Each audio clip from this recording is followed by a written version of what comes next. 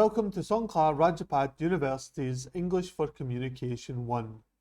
Today we're looking at Unit 5, talking about things you can and can't do. This is part 2, a little bit of grammar. We're going to start by looking at how we use can and cannot, which we normally cut down to the contraction can't. So can is a verb we use to show our ability, what we're able to do, what is possible, something that can or is able to be done, things we are allowed to do that we have permission for, or to ask people to do things, or to offer to do things for people. The verb is the same for every subject, whether it's I, you, we, they, he, she, it. We just use the same. I can, you can, we can, he can, she can, and so on. The past tense and past participle is could.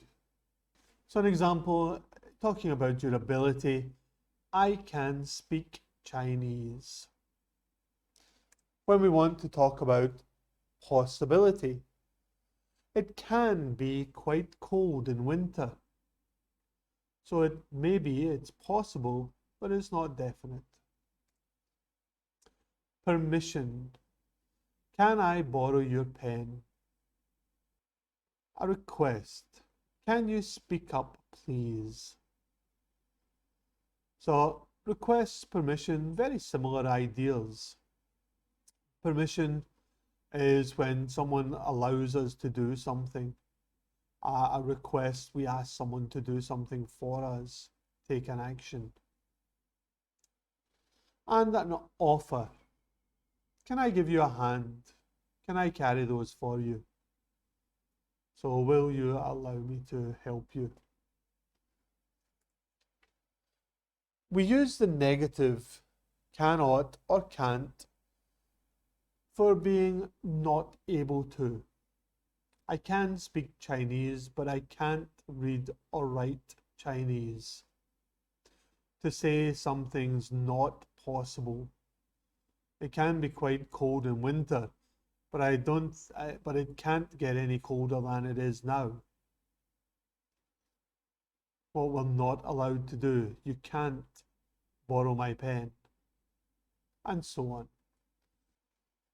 So when we use can and can't, for ability, the two main areas here.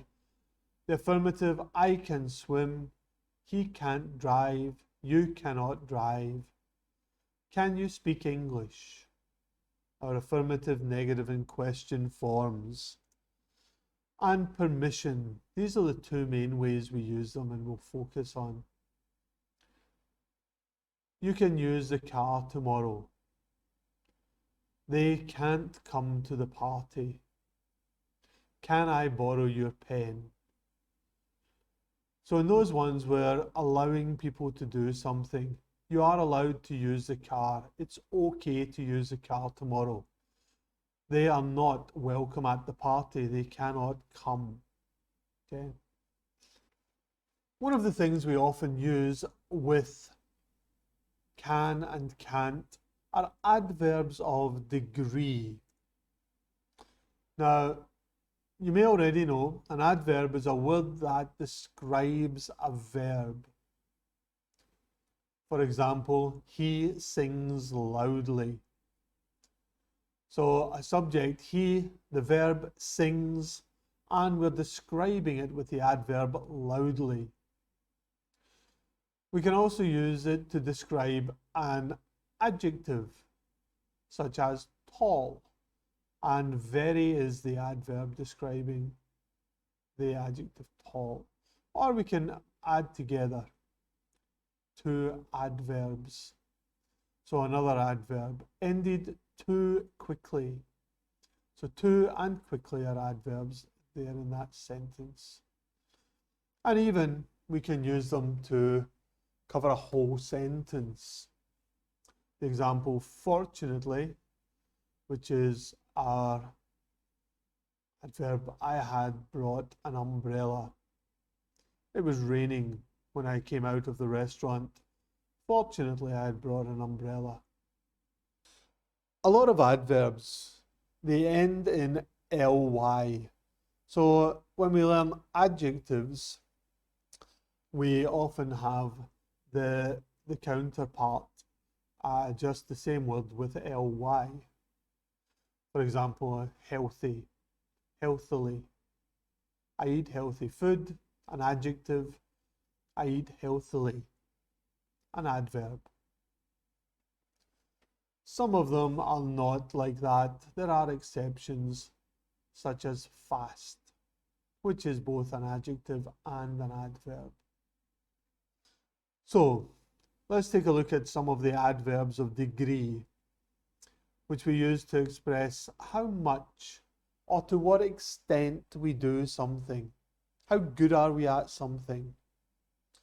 They're normally placed before the adjective, adverb or verb that they modify, that they're telling us about. They can either intensify the meaning, really make it stronger, such as, I am extremely hungry. Here we're taking the sentence, I am hungry, and we're modifying it to show I'm very hungry or very, very hungry.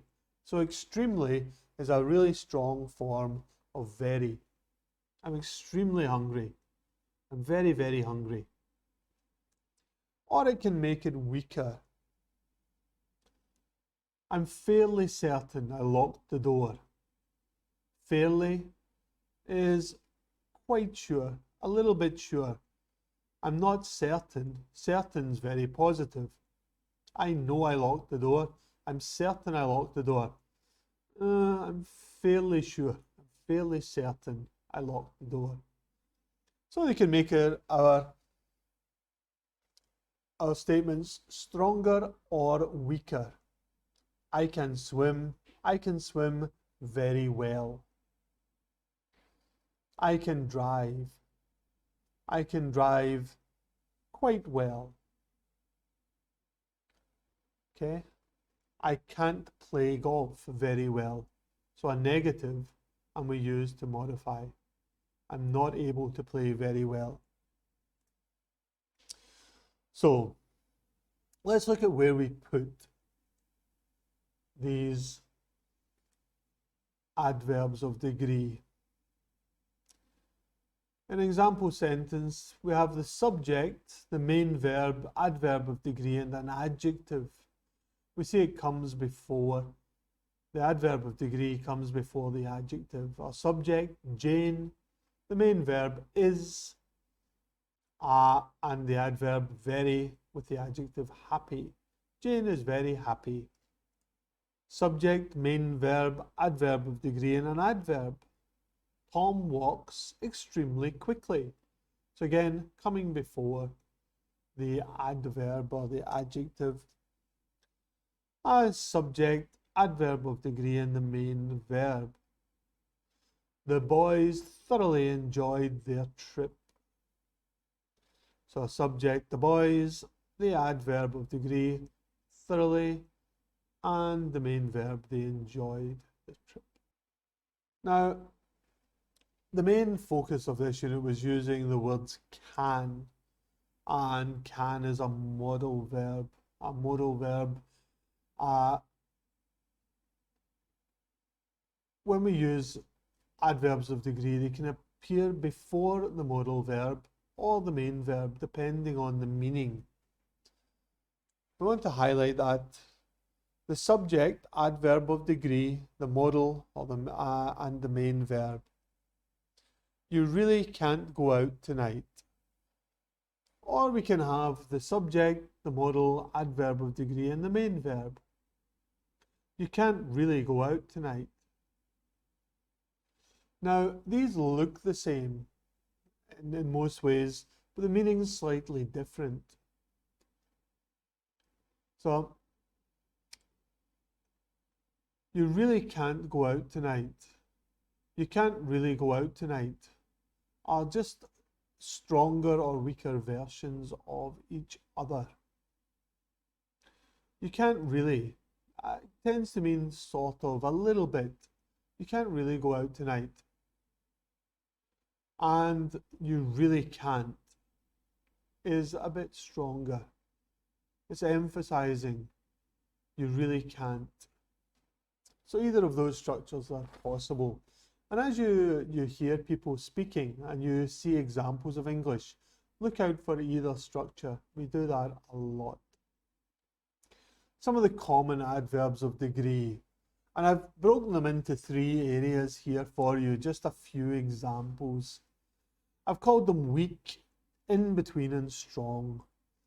If you have a look online, you'll find examples from lots of different levels of strength. We want to keep it fairly simple. So these are just a few you can use. A little bit. A little, a bit, slightly.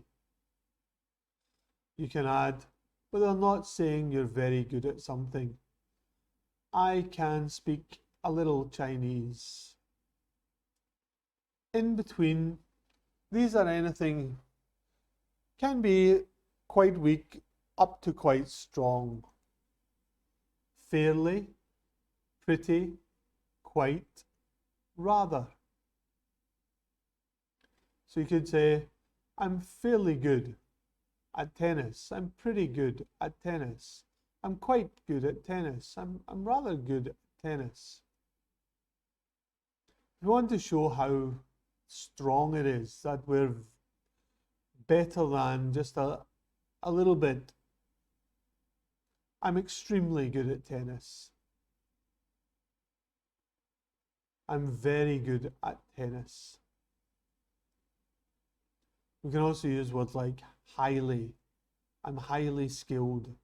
Greatly, strongly. So we can use these to describe the degree of our ability. And you'll come across dozens of other adverbs of degree. Start with a few to describe the things you're good at and the things you're not so good at. From there, you can build up. Thank you very much for watching the video today. Goodbye.